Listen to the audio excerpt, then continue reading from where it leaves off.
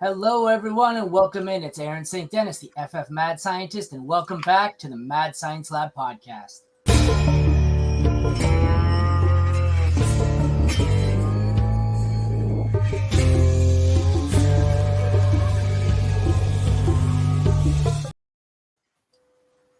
Sure hope this goes smoother than last night. I'm not off to a great start, Jeremy, with the People's Fantasy Court. First episode, I got no viewers because someone forgot to attach the link to the stream. That guy. Second one's going great. I got Mike going against Hall of Famer Greg Kellogg. I'm about 5 minutes in. I don't know if you've seen it. 5 minutes in, Storm knocks my power out.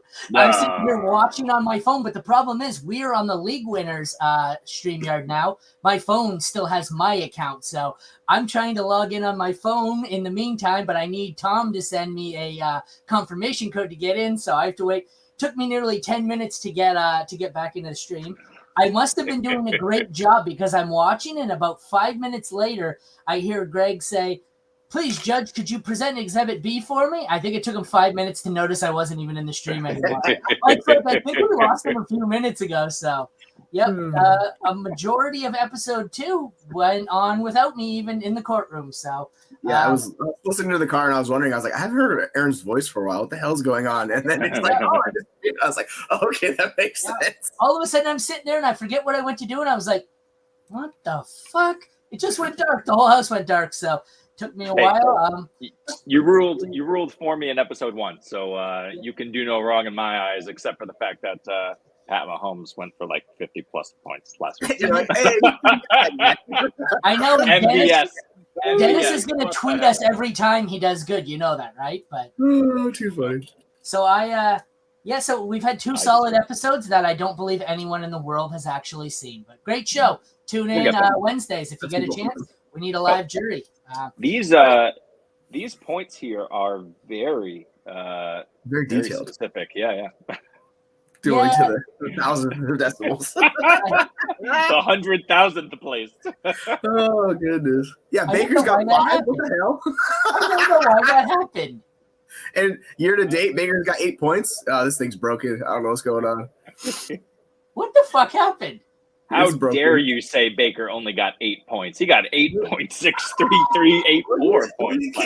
He's got 0.2. How do you get 0.2 points? Broken. You know what those are, right?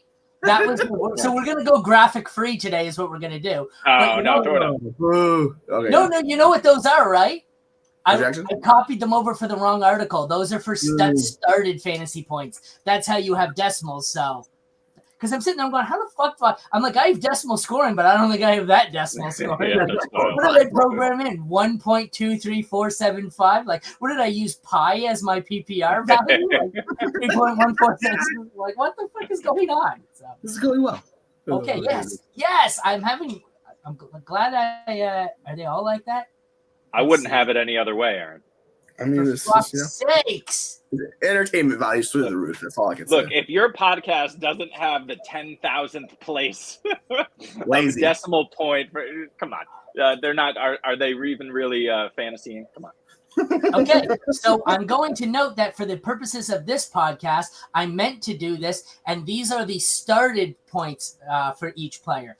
It's just an indication of how consistent they've been. I wanted to show you this. Any podcast can show you how many points they've scored, but you need to see how consistent they are. So that's why I intentionally did this. It was on purpose. I definitely didn't fuck up all the graphics. I swear. No, that's good. Makes sense. Just shows you how much better Mike Evans has been than Chris Godwin. So suck Chris Godwin lovers, Mike Evans for life. Well, it just shows you also that when Mike Evans is started, he's actually coming through for you. Yeah. Whereas Godwin, who has a similar start range, is producing half. So it also goes to show you that nobody's still starting Baker. So it's oddly beneficial because it just goes to show you which players are basically useless completely for fantasy because even when they do score, they're not helping you. So we will get into it on a wonderfully fast-paced and exciting start to the show. Kill me now. All right, we'll start with the QBs in Bucs at Bills, the Thursday nighter. It is the second worst matchup for Baker Mayfield. That doesn't matter because he's Baker Mayfield, so you're not playing him unless it's super flex, and even then, it's probably rough. Josh Allen, 19th best matchup, so it's middle of the pack. You're starting him as a top 2 or 3 option. Not sure where he ranks for me. He is actually 4, so he's not a 2 or 3. I'm a liar. What do you guys think? Just a quick question to clarify. Are the Bills the second worst matchup because this is a Houston Texans situation from last year and teams can just run all over them because they're decimated all over the place? Or do they actually have a decent back end? I think it's the first part. Yeah. No, they're the 12th best matchup for running backs. This is more of a case where, I think they're decimated all over the place, and I don't think it's impacted. Like I said, they're the second worst fantasy matchup, but I think this is going to, for quarterbacks, I think this is going to gradually get better and better and better because they don't have anyone. So I think they were just living on a good start, and it's going to plummet now. Yeah, and just let's see, just to, I guess, hammer that point home, the Bills have played the Jets, the Raiders, the Commanders. Those were the first 3 weeks when they were a good defense. And then they limited Miami, Trevor Lawrence in week 5, which has been difficult. And then 2 weeks ago, that was either Daniel Jones or Tyrod or a combo of both. And then Mac Jones, who actually ripped them apart. So it's not exactly the gauntlet of quarterbacks thus far. Yeah, and Baker's been pretty good against zone coverage. He's completing like 68% of his passes against zone coverage, which the Bills have run a lot of. So like he might actually be like decent to stream this week. I don't think it's going to be. It's like how much pressure can they get on him? If they can get to him consistently, that's trouble. He still throws picks. He has 4 picks against zone coverage, so there's that as well. So that's a little bit of turnovers, but it's Mike Evans. You got him. You lock him in, and you're just good to go with him. So like he's like my QB 20 this week, so it's not great, but like you could do worse than him, I think. Yeah, and their starting guard is out too. It matters more for the run game than a tackle would, but still something to consider. As far as running backs go, these are 2 of the more disappointing ones for me. I thought they would both be good, but I guess it just goes to show you that maybe workload isn't the only thing to consider. 12th best matchup for Rachaad White. 7th worst matchup for James Cook. It's not a great matchup for Cook. It's a good matchup for White. I think they're both in the mid to low end RB2 range for me. They're both very scary. White gets more in the pass game, but doesn't seem to do much with it. Neither of them is all that efficient. Neither of them is really a touchdown scorer. I'm going to double check my rankings here while you guys talk, but I probably have them in the low end 2 range. I Cook at 17, White at 26. So. Yeah, White needs that pass volume. Like he had 6 targets last week and catches, so like that was a good sign from him. But he's been inefficient all year on the ground, and the line's just not that good for creating space and running. So there's gonna be more issues. Like I get it, the Bills' defense is decimated, but like just I haven't seen much out of the Bills' rushing attack all season, the Bucs' rushing attack all season. Where I'm confident in White on the ground. It's through the air, and they're more than likely going to be trailing in this game. The Bills' offense is at home; it's going to be a heavy lead. So yeah, like I don't mind rolling with the White this week. I have him a few spots ahead of my guy James Cook, but like I'm playing both guys in this matchup. Yeah, they're right next to each other for sure. I would lean, I agree, White over Cook, but I don't mind either one. Like you said, you're not expecting them to light the world on fire, but they'll be fine as RB2s. I think I have Cook over White, but anyways, wide receiver. Bottom 12 matchup for the Bucs, middle of the pack matchup there for Stephon Diggs and the Bills. I have Diggs as my 2 this week, and I think I have Mike Evans. Where's he? Is my top ranked? He's 13th. So I've got a 1 and kind of a borderline 1. Excuse me. And then you got to go all the way down to the wide receiver 3 range for Chris Godwin.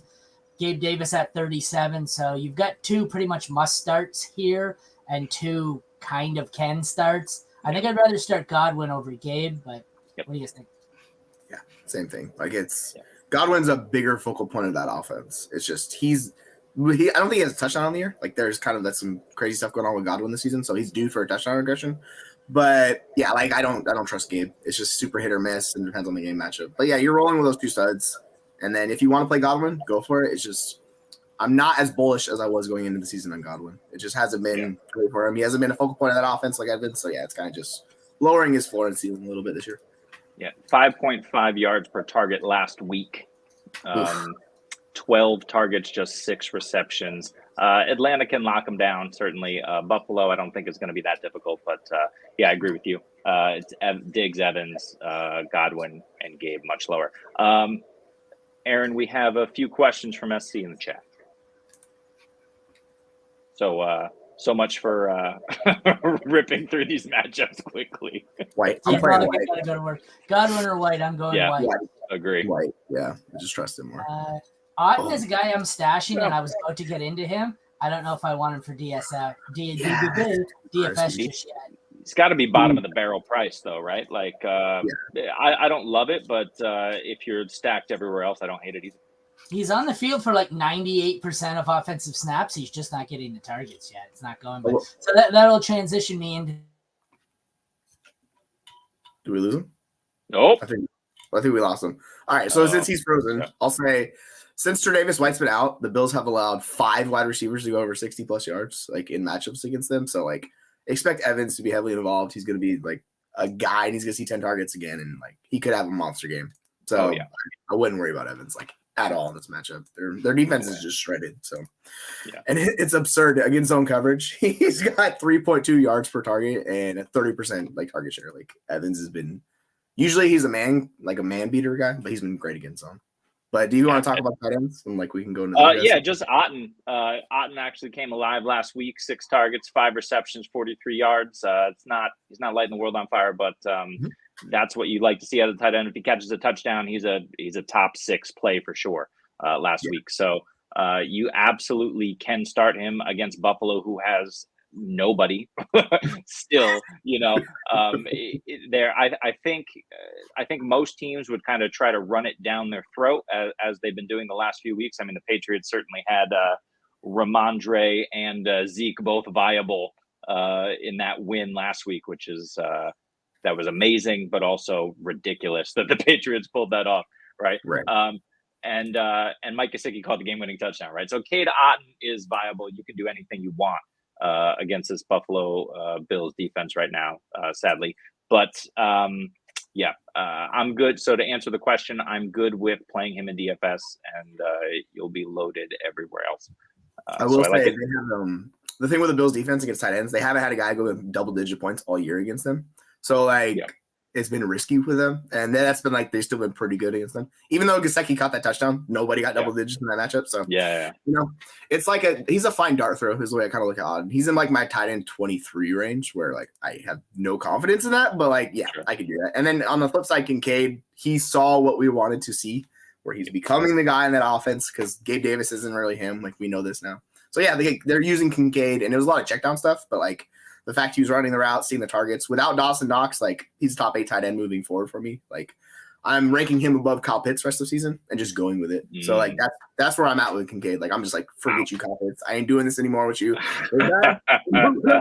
So it could burn me with Kincaid, but I'm pretty bullish on him in that offense. He's just gonna live in the intermediate area of that offense. So if it works out the way it does, you have a guy who you found on waivers who could be a starting tight end, lock it in. That's what we dream of. So I'm really excited to see this matchup for him. Yeah. And, we know with Pitts, though, Jonnu is still involved. We know that Kincaid has the next 4 weeks to himself. So that's going to be really nice to see. I was a big Gabe Davis believer early in the season. Allen was trusting him. Over the last few weeks, he's just fallen off a cliff. That's all going to Kincaid. I mean, when your choices are Davis or Khalil Shakir, and you're kicking it to Shakir, Kincaid has a shot to go nuclear. So 8 for 75 last week. He should do it again. We have one more question here. Oh, this is the SC's lineup. Yeah, we got it. Yeah. Allen, Diggs, Kincaid, White, and Otten. Woo! Yeah. I assume Allen is this is where you have what do they even call that, Jesse? I haven't been able to play. The DFS stuff you're Thursday night, but you're the king or whatever. You're the guy who gets extra points, so that's got to be Allen here. Yeah. So if the way I look at it, the captain status stuff is people will try to go off of that because he's going to be the highest rostered guy. It's between Baker or Josh Allen, right? You're going to go Josh Allen. Yeah. So a lot of times people will get tricky with their captains. So somebody will probably put Otten in there, or they'll put somebody lower on the total pole, and then if they hit, then it's how they win. But right. You roll with Josh. Diggs, Kincaid, like I love those three in particular going DFS. Like that's money. And then you get Rashad White, and it's like, you can't go wrong. It's always fun when it's the island game because you only have 20 guys to pick from basically. So not this one. You got a lot less than 20. You're not. We just said you're not throwing Gabe Davis in there. All right. So Aaron said he's going to be coming back in a minute. So we will just move on to the next game. Well, actually, let's cover the defenses and the tight ends. Yeah, we'll jump into them. So we got McLaughlin. We got Bass. I don't know really. Tight end's not my jam. So I'm going to check these scores really quick. Bass is the kicker 12. McLaughlin's the kicker 25. I'm going to check rankings really quick and see. How are you viewing these kickers in this matchup? I mean, I would play both of them, to be honest. We know Buffalo can move the ball, but Tampa's kind of just good enough to maybe stop them in the red zone. So Bass should be fine, whether it's field goals or touchdowns. And then on the other side, McLaughlin is going to I don't even know if he's been great because, like you said, kicker's not for me. But against this decimated Buffalo defense, again, you have a situation where Tampa can move the ball just enough. So I'd play both of them. They're probably back-end kicker ones, if that's even a thing. Yeah, as Aaron says, he says, start Bass, stream McLaughlin if you have to. It makes sense. That offense is just risky in Tampa Bay. Baker Mayfield's been up and down. So, if they're not able to produce yards, get themselves field goal range, that's the issue. It's a pretty big gap on the spread of these two. So, obviously, Bass is going to have plenty of opportunities. It's just if he gets the field goals or if they just score a ton of touchdowns, that's kind of where it is. But, the floor is super high with them, so I'm on board with that. Yeah. And then we go to defenses. And I know, the Bills have that name cachet, and they've been good in matchups, but, it's super hit or miss, as you can tell. There's a couple matchups against Washington, Miami, Jacksonville. But since those injuries have kicked in, the Giants and New England, they got decimated by New England and didn't do anything. So I really don't want to play the Bills defense in this matchup. I get it. It seems very good in this, but I'm more not so much. And then the Buccaneers, their defense is just middle of the road. They've had some decent performers. They were solid against Atlanta. Neither one of those teams could move the ball well at all. I was watching the game tape and I was yeah, these defenses are just better. That's just what it is. Yep. So yeah, it's interesting. I'm gonna check rankings really quick. How would you who would you prefer? Would you rather start the Bills or would you play any of these defenses? God, Baker's been so much better than I thought he would be, and I still don't trust his ass. So it's definitely Bills, no matter the state. I mean, they're probably if you look at who they're rolling out there, they're probably one of the the bottom 5 defenses in the league right now, just because of injury. And I'll still play them over the Bucs because they can still get after the quarterback. I mean, Epinesa is in there, and he's like a third stringer, and he still has the ability to get to the QB. As for the Bucs, no, I don't want to play anybody really facing Josh Allen. We know he can go off any week.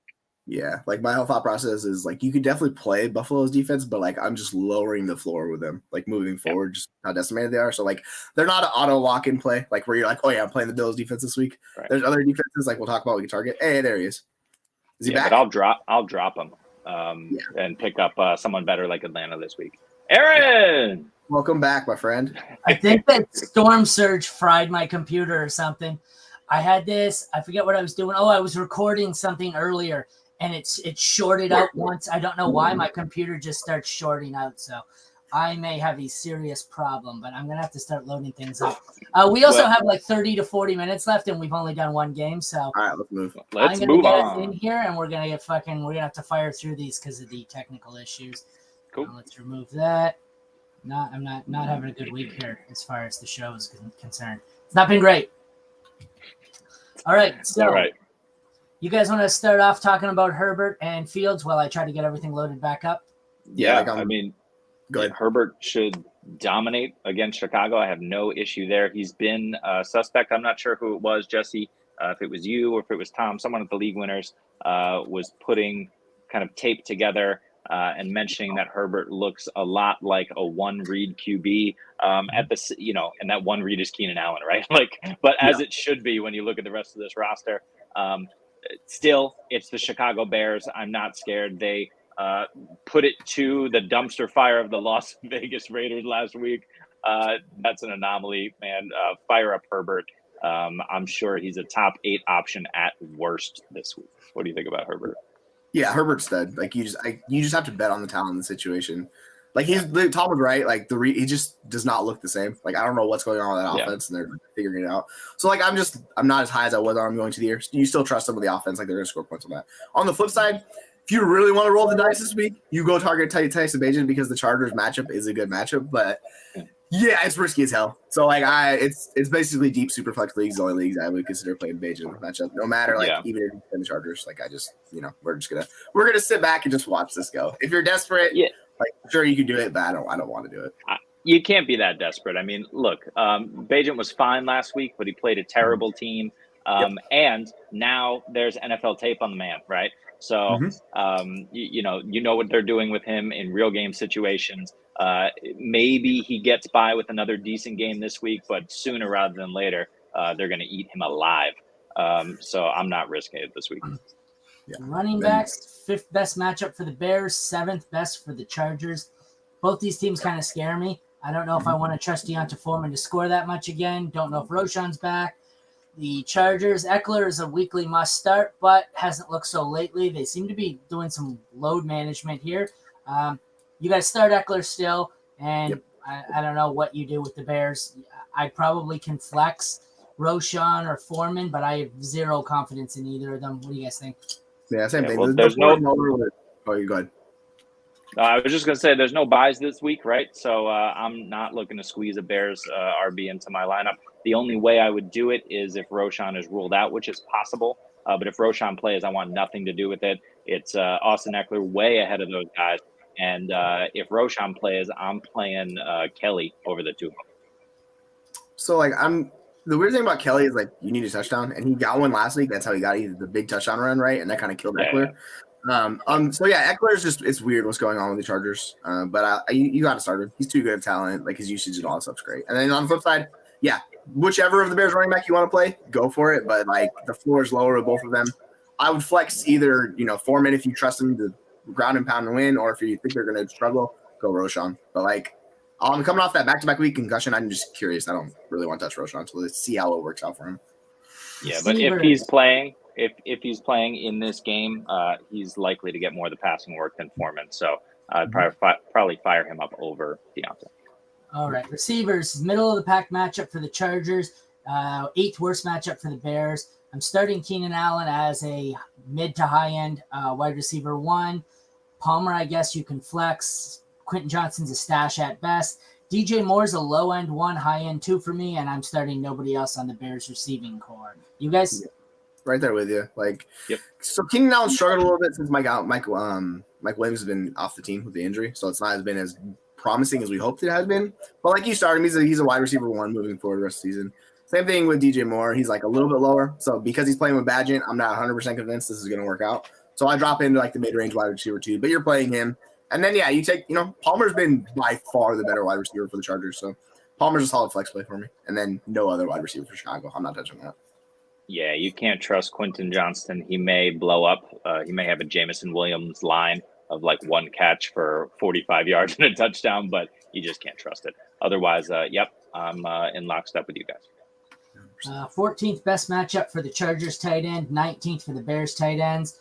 I'm stashing Parham. Don't really want to play Everett or Kmet. I guess they're streamable if you have to. I think Kmet has more potential. Everett's more touchdown dependent. Moving on to the kickers, top 9 matchup for Dicker. He hasn't been great, but you can stream him if you have to. Cairo Santos, bad matchup, bad kicker. I am avoiding him. And the DSTs, it's the 4th best matchup for the Chargers, who will probably be one of my top 6 defenses this week. And it is, it says the it's the 6th best matchup for the Bears. I'm not sure I want to trust that. I know the Chargers have struggled and looked bad. But that's like last week they got the Chiefs. The Chiefs were a good defense. I don't think they're going to struggle against a bad defense, and I think they'll probably put up 30. So I don't really want to play the Bears. I like the Chargers. Any disagreements there? No. The tight ends are both just like you kind of hope and pray they get a touchdown is the way I look at them. You just can't trust them. And the defenses, Chargers for sure over the Bears defense. And Bagent completed 21 of 29 passes last week, which seems good. Again, it was the Raiders. Cole Kmet caught 0 on 0 targets. So I don't really want to start either of them. Yep. Fair enough. Next up, we've got Bengals at 49ers. Let's start with the quarterbacks, I guess. 12th best matchup. Right, learn how to count. 12th best matchup here for Joe Burrow. I know he's been a scary start. He's probably a low-end QB1 for me this week. QB2 at worst. On the other side of the ball, middle of the pack matchup for Purdy, who is probably only a few spots below Burrow this week, but I see him as probably a mid-range QB2. What do you think about these two? Yeah, I'm right there with you. Like you trust Burrow, like he's kind of figured it out. The offense is kind of writing himself a little bit, so you roll with Burrow, even against a great matchup. Like you're still starting him. I would much rather start him than Purdy. Purdy's like a mid-range, but he's dealing with that concussion, so I don't know what's going on necessarily with him until it gets figured out. So like I'm just gonna be hands off with Purdy until we figure out if he's playing or not. And if they go to freaking Sam Darnold, just no thank you. I don't want to deal with Sam Darnold. We've seen who he is, so if he comes in, I'm just not playing him. Yeah, agree. And on the other side, like, Kirk Cousins, of all people, carved up San Francisco last week, right? We know that, a lesser Joe Burrow than what Joe Burrow's usually been in this offense is still at least as competent as Minnesota without JJ. So, I'll fire up Burrow. No issue there. Running backs, middle of the pack matchup for both McCaffrey and Mixon. Mixon at this point, until this offense gets its shit together, I think Mixon's an RB2. CMC is, he's Jesus, so yeah. He's an easy player. Any disagreements? No, I mean, Mixon is really just a volume play at this point. You're hoping he falls into the end zone. It's certainly possible, but he's not being relied upon nearly as much as you'd like, and it's because he's going for about 3 yards a carry. So they're going to pass him off the yard. Yeah. Not for me. If he could ever be efficient, I would just love to see it once in my lifetime. Goddamn it, Joe Mixon. Like just once. Just give us an efficient game. That's all I'm asking. The usage is great, so you play him, but you just don't feel good about it. That's asking a lot. As far as receivers go, it is the 4th best matchup for Jamar Chase, who is a must start despite the struggles here. Probably also don't mind starting T. Higgins, but he's more of a low-end 2 for me nowadays. On the other side of the ball, we have a pop-up on my screen. We have Brandon Ayuk and the Niners get the 18th best matchup, so middle of the pack to low-end. Is Debo on IR or is he just out? He's out, right? This week. He's not on IR. Okay, so Ayuk, I think, is a must start. I am as probably a low-end 1, high-end 2. But so I'm starting both Bengals and one Niner. I think I have it. Chase, Ayuk, Higgins. What do you guys got? Yeah, I'm right there with you, those rankings. We need to see it from T. Like, he's been some decent usage, but gosh, it's been inefficient. He's been dealing with his injury. Then we have, the quarterback's injury on top of it. So it's just been the worst case scenario for him. Like, I do like him moving forward, but like, you just still need to see we have the confidence. But yeah, I have Higgins at like wide receiver 30. Ayuk's like wide receiver 20 for me, I think. And Jamar Chase is Jamar Chase. He's a wide receiver 1 every week. Like, I don't even care. Yeah. Jamar Chase. I don't hate flexing Jennings. Maybe you picked him up off of waivers this week. I don't know he's going to do what he did last week, but we know that Bengals back end has been awesome. Taylor Britt has been amazing so far this season. They could limit Ayuk, which could potentially open up more targets for Jennings. So I don't hate it. Jesus. One technical glitch after another. I'm not going to lie. I wish I didn't have to go back to work. I'm going to start drinking during these shows. Tight ends. We've got the 6th best matchup for Kittle, who seems to be a boom or bust mid-range tight end 1. If you got him, play him. I have him. I got to play him. I don't love it, but it is what it is. Irv Smith, 28 best matchup. He's a sit until he does something. Kind of a disappointing career. I always had hope for him, but he's not getting there. Kicker, Jake Moody has been impressive as a rookie. 10th best matchup. I am starting him. McPherson has been disappointing and gets the 20th best matchup, but I'm probably going to keep going back to him and hope he turns it around. I like Moody better, though. Defense is here. I don't want either of them. The Bengals are 26th best matchup. Get the 26th best, and it's the 21st for the Niners. I'm sure somewhere you're going to have to start one of these, probably the Niners if you have them. This is one of those weeks where I would prefer to carry a second DST. If you have the Niners, I'd just get rid of the Bengals. But if you have the Niners, I don't mind streaming a second DST because I don't want to face the Bengals as much as they've looked bad. They look like they may have gotten things back on track. What do you guys think? Yeah, right there with you. And I will say it's the fact that Debo's out, like it boosts Kittle in my rankings. So like Kittle's a lock in, like starting tight end. He saw 7 targets, which is the second most of the season last week. So yeah, like I'm all aboard that. Yeah, and if you still have Irv Smith, drop him immediately. That's just mean. Like I said, Irv was my boy. Nope, no more. Word's hurt. Cincinnati is where tight ends go to die, Aaron. So. Especially bad tight ends. Yeah, well, that too. Yeah. You're just mean. That's just mean. Hey. All right, next up we got Chiefs Broncos. Chiefs and Broncos. Speaking of dead things, we have Russell Wilson, who gets the 29th best matchup, so it's dog shit. This Chiefs secondary is pretty good, led by L'Jarius Sneed. I want Wilson only in – oh, my God. Fuck me. I can't get anything right this week. Would anyone like to tell me why Jared Goff looks so fucking ridiculous? Where is he? I don't know 15. What we're even talking about. 15. You lost me. Oh. We still have the Chiefs Broncos up. You're right. Yeah. I'm having a bad day. I'm on my matchup guide. Which, if you scroll to the league winners and go to my matchup guide, Jared Goff is a picture of Russell Wilson. Yes, that's how good he is, baby. He's back. Russell Wilson. So, like, I'm just going to pretend that like that was just an elite level troll. But moving on, I'm having a bad week, man. I can't get shit right. I've been sick all week. Fucking kill me. Anyways, back to this game. Russell Wilson, play him in a super flex if you've got to. He sucks. Try and avoid him. Yeah. I have super flex leagues where I'm not playing him this week. Mahomes, third best matchup, probably best quarterback. I think he's my QB1 this week. Start him. Thoughts?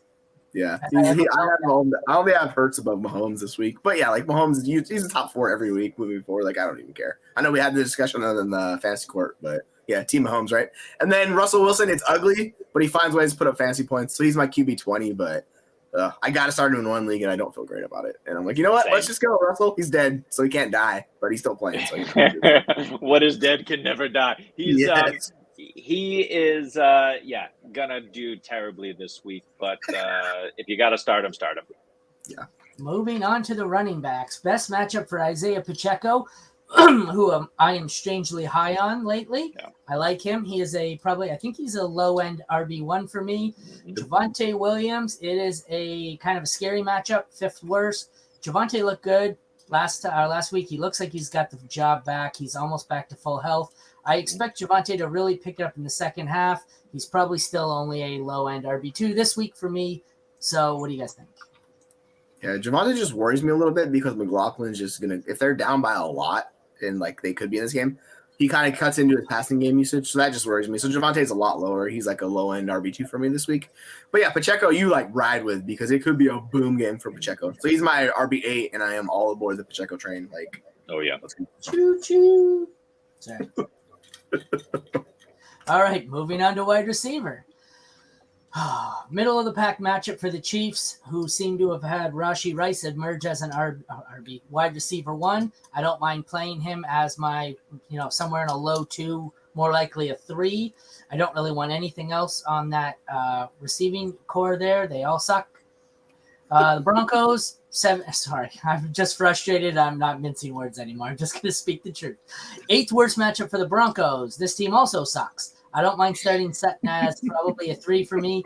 Judy is flex worthy, and Marvin Mims is a desperation stash at this point. I don't really love any of these options on either team, but I would be most likely. I think I like Sutton, followed by Rice, and then I don't really want anyone unless I'm forced into Judy.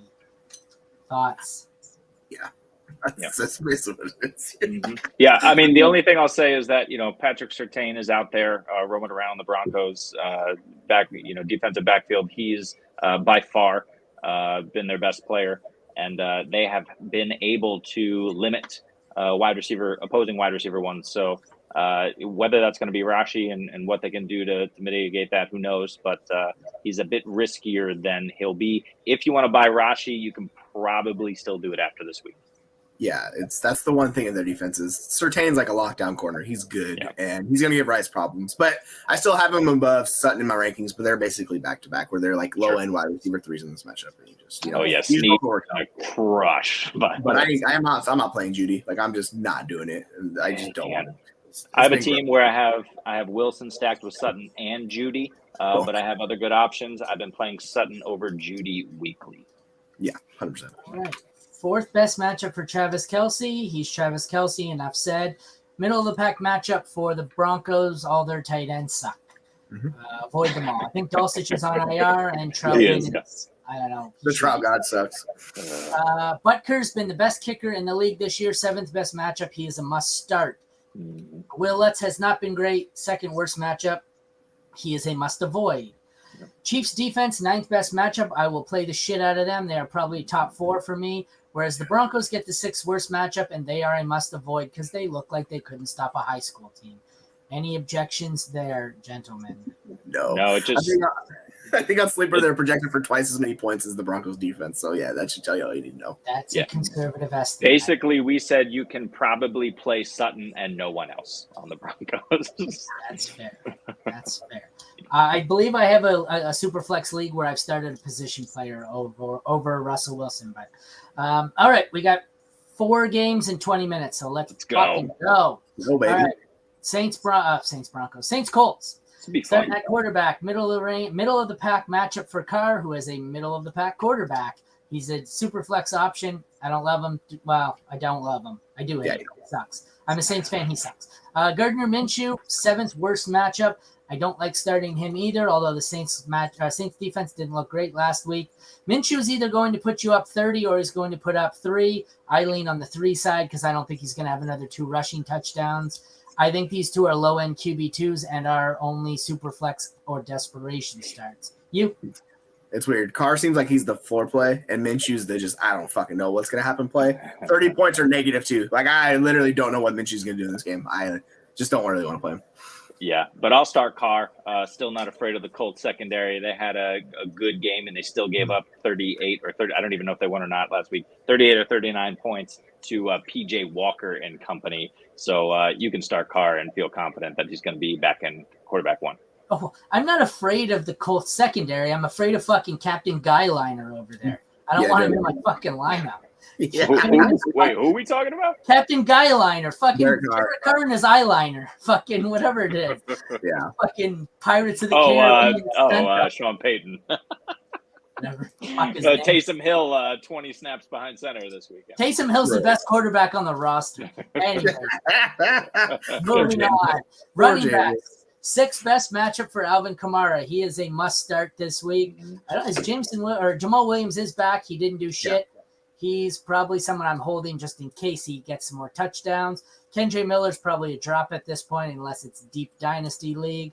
The other side of the ball, Jonathan Taylor, 4th worst matchup. I don't care. He is once again an RB1, and I will be studying him as such. And I finally got to the end of the Zach Moss experience. He is the guy where I needed to this week. I didn't cut him, I don't think, in any leagues. I tried to trade him instead for pretty much anything I can get. So I have Kamara higher than Taylor, but I think they're both must starts. You? Yeah. Kamara's like the RB1 for me. His usage is out of control. And Taylor finally cracks my top 12 running backs. It's been a while.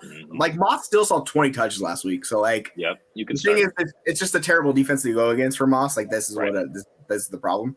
But, like, you could flex him if you really needed a desperation. Like, he'll still be involved. Agree. 17th best matchup for the Saints. 22nd best for the Colts wide receivers. I'm still playing Olave as a 2. I'm playing Pittman as a 2. Shaheed, Michael Thomas, flex worthy, I think, or 3, wide receiver 3 flex range. Same can be said around Downs. Him and Shaheed, I guess, are probably the 2 with higher upside but more risk. Michael Thomas has no upside, but he's going to put you or give you 8 to 10 fantasy points. So I think I would normally go Olave Pittman, but I didn't like what I seen last week from the Saints. I don't know if he's injured or just hates Derek Carr like I do. I'm going Pittman, Olave, Josh Downs, Michael Thomas, Raheed Shaheed.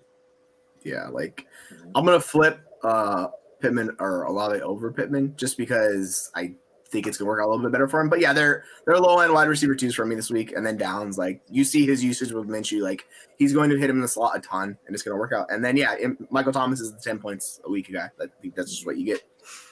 Yeah, 7.5 targets per game for Michael Thomas. So he's going to convert those into points. If he scores a touchdown and manages to catch 5 or 6 balls, which he hasn't done yet this season, then he can have a good game. So, but I agree, Pittman over Olave slightly, but again, they're super close. Tight ends, 6th worst matchup for the Colts. I don't want anything to do with any of them. Middle of the pack matchup for the Saints. I don't want Juwan Johnson. I think he's been ruled out. Anyways, I'm not sure. Foster Moreau is not bad. He's a desperation. He seems to be a decent safety valve for one read quarterback Derek Carr. I don't love him, but there's certainly worse options. Actually, if you want to stream a Saints tight end, I don't mind Taysom Hill, who's actually looked like a decent tight end. Yeah. Moving on to kicker, best matchup for Blake Grupe, who's actually been decent. I think he's a top 10 option for me this week. Middle of the pack matchup for Matt Gay. He hasn't been great. This matchup's not great. I don't really want to play him. He should be on your waiver wire. Saints defense is good in real life and average in fantasy. It's a middle of the pack matchup. If you've got them, they're probably startable. I don't love them. Colts, I think they're a little worse than the Saints. The matchup's a little better. I can start them if I have to, but I far prefer to start the Saints over the Colts. Any major points of disagreement?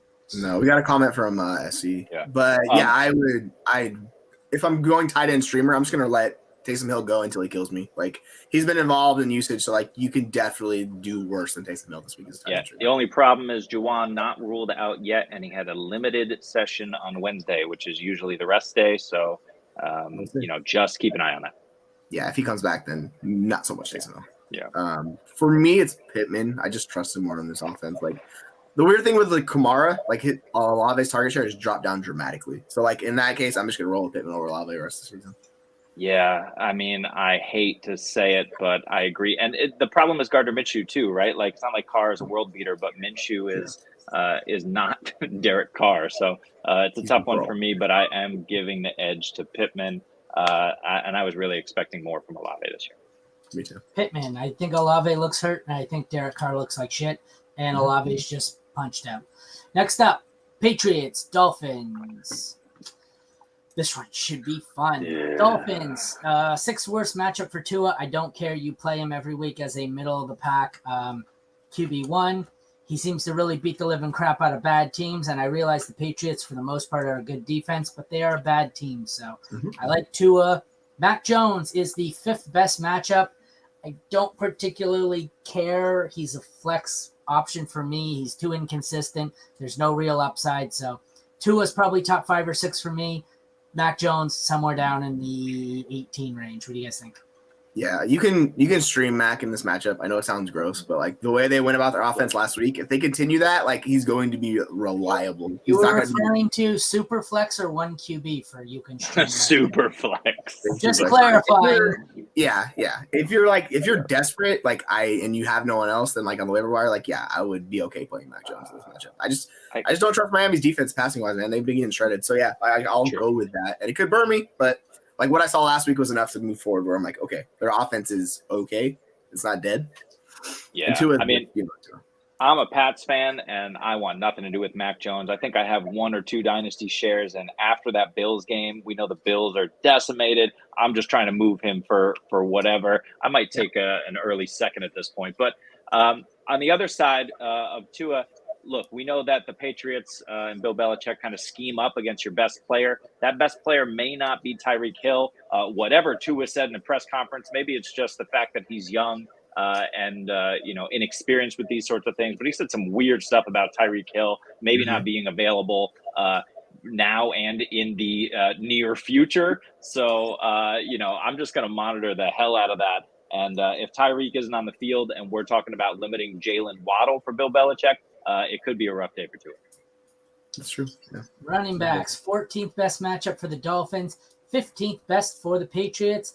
I want Ramondre Stevenson only as a low-end RB2. Even that might be a stretch. He's more like a 3 the way he's playing.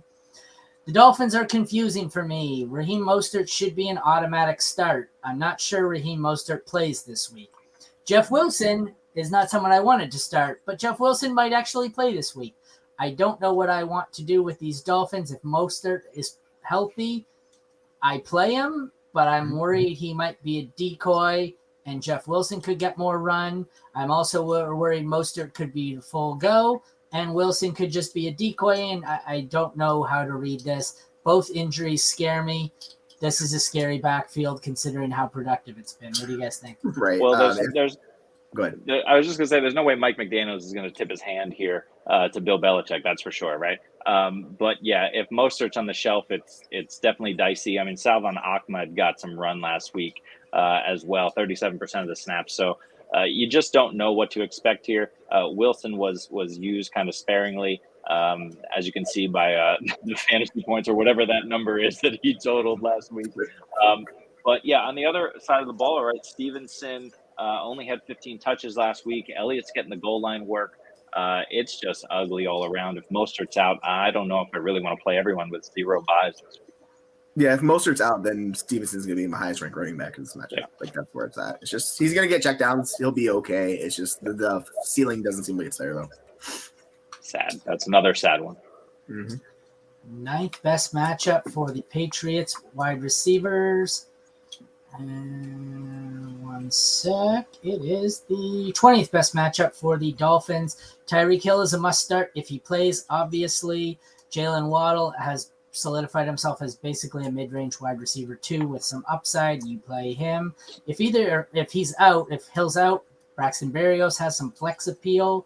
Yep. On the Patriots side of the ball, I'm starting Kendrick Bourne probably as a 3, and I don't really want anything to do with anyone else aside from stashing DeMario Douglas. What do you guys think? That's exactly what I was going to say, stash DeMario Douglas. But yeah, like if Hill's out, Waddle is going to jump up. Like he's going to be a top 12, 15 option for me this week. Yeah. So if he's out, then you're riding with Waddle because he's that good and that electric. Like they'll find ways to get him open. And yeah, you can play Berrios, and then Kendrick Bourne's going to burn us at some point. Like this is Kendrick Bourne's career. He does, but like you just ride it. He's been involved. He's seen the usage, and you just keep going with it.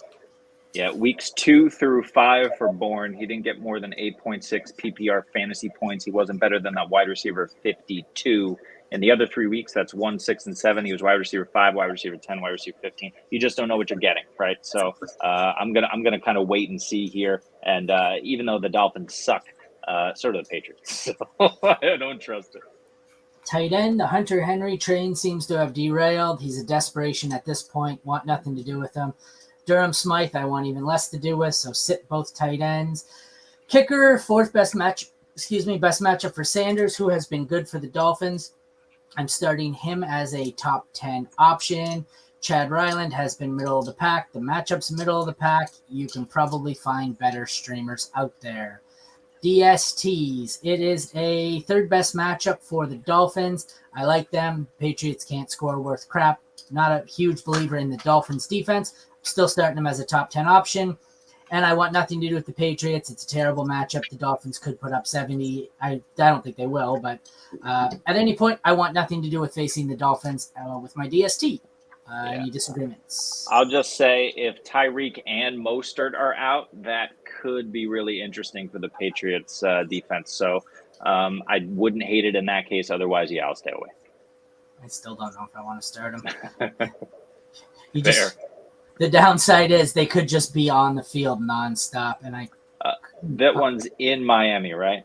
The Patriots have been playing well at home, but yeah, I would still lean towards starting them if both of those guys are out. All right, where'd Jesse go? He's evaporated, like my Raheem Mostert, or like my Ramondre Stevenson value.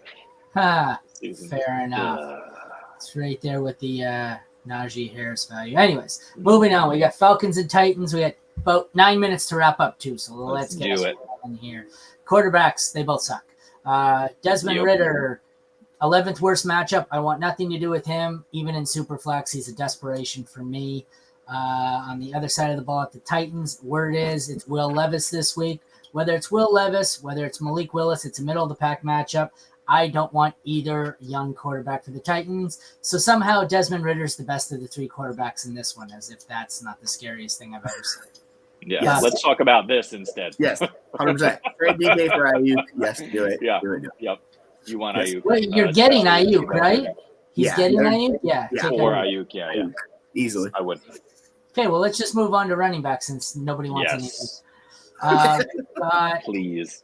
Henry, second worst matchup here against Atlanta. I don't care. I'm playing him. He seems to be more like You have to. high-end RB2 right now, but either way, he's a must, not a must start, but he's a probably start.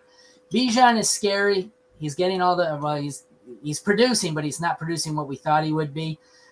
He gets the 12th worst matchup, but much like Henry, I'm probably starting him. Oh, I am starting him anyways.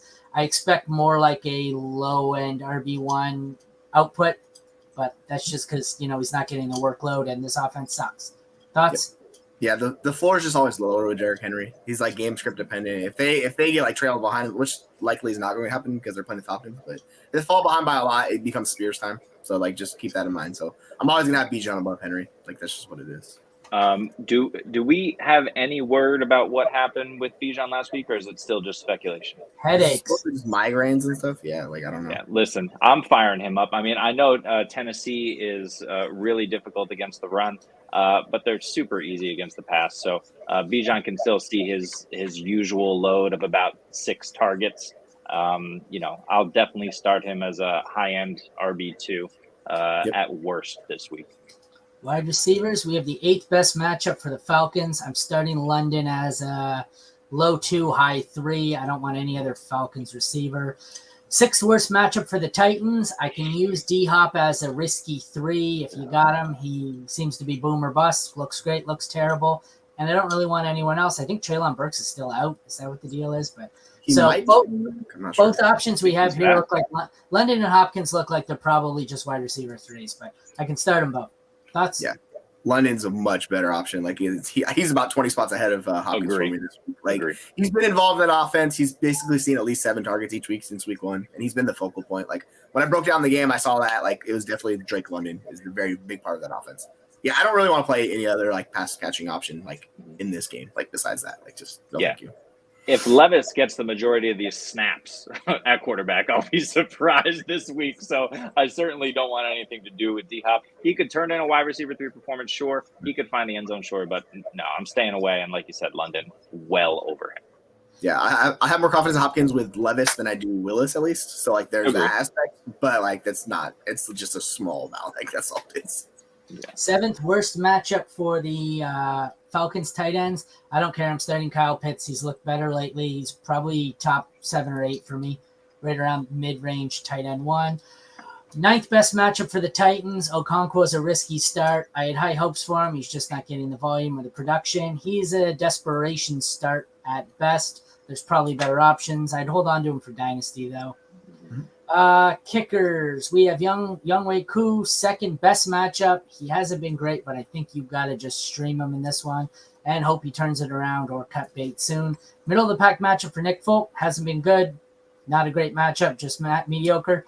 Get rid of him. You probably don't roster him anyways. 12th best matchup for the Falcons DST. I don't love them, period. I don't really want anything to do with them if I can avoid them, but they're not the worst. Similar can be said about the Titans, who get a slightly more favorable matchup in the Falcons, but I don't think I need to avoid either, but I don't really want to start either of them unless I'm really forced into it. What are your thoughts? So I will say with Kyle Pitts, it's a downward trend the last 3 weeks. He's seen less than 60% of snaps and less than 75% of routes in the last 3 games. So like just keep that in mind with Pitts. I don't know what the hell they're doing, but it just doesn't make any sense. He's like a high end 2 tight end 2 for me this week. Yeah, and we didn't mention it, but John again has also seen a downward trend in the last 2 weeks, but he's still startable if you need him. He was the tight end 4 2 weeks ago, the tight end 21 last week, but you can still start him if you need him. Yep. All right, let's close it up with Jags at Steelers. What an exciting matchup that is. At quarterback. Yeah. We have the – where the hell is it? Middle of the pack matchup for Trevor Lawrence. I don't care. He's a more like a low end QB1 for me. I'm going to play him. 7th best matchup for Kenny Pickett, who still looks like crap. He's a super flex option only. I don't think he's my QB 19. Not great. What do you guys think? Yeah, Pickett's terrifying. Like, I'm just gonna be real. Like, he's not good. At least he has a Pickens and Deontay Johnson, so he has that going for him. But man, like, I have Mac Jones above him in my rankings, so that should tell you all you need to know about how Kenny Pickett this week. So yeah, no, thank you. And T-Law, Trevor Lawrence, it's been hit or miss, but like, you just got to keep betting on him. One of these weeks is gonna be a blow up week for him. This could be the blow up week. I don't know. I don't see it against the Steelers. I really don't want much to do with Trevor Lawrence right now. I think after the bye, after San Francisco in Week 10, it gets a lot nicer for him. I don't really want to start him in this matchup. And I would go as far as to say you might even want to start. You don't want to, but you might, Kenny Pickett may outscore him this week. With Deontay back. Want to is a bit of a strong word for that situation. Exactly. I don't know if I ever want to start Kenny Pickett over You anyone. certainly never want to start Kenny Pickett. Maybe Desmond Ritter, but I don't even know in that case. It's ugly. They're not good quarterbacks. I'm still going Lawrence. Yeah. Sure. All right, moving on to running back here. Excuse me, I'm getting sick. You can tell I'm fading here. Top 10 matchup for ETN. He is a top 5 running back for me. I am starting him with absolute certainty. 22nd best, so 11th worst matchup for the Steelers. Najee, Jalen Warren, don't like either of them. Flex options at best for me. The prize here is Travis Etienne. Thoughts? ETN all day. Like, we saw the way that the Steelers running backs made it last week is touchdowns. Like, that's the only way they were viable for you. Otherwise, it's like 6 and 8 points for them. So yeah, ETN's a stud. He's the top 5 running back moving forward. He's just great, and the way his usage is off the charts.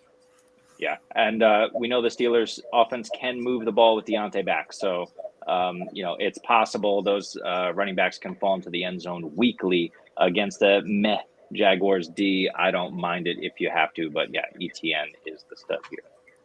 It's the meh. Meh.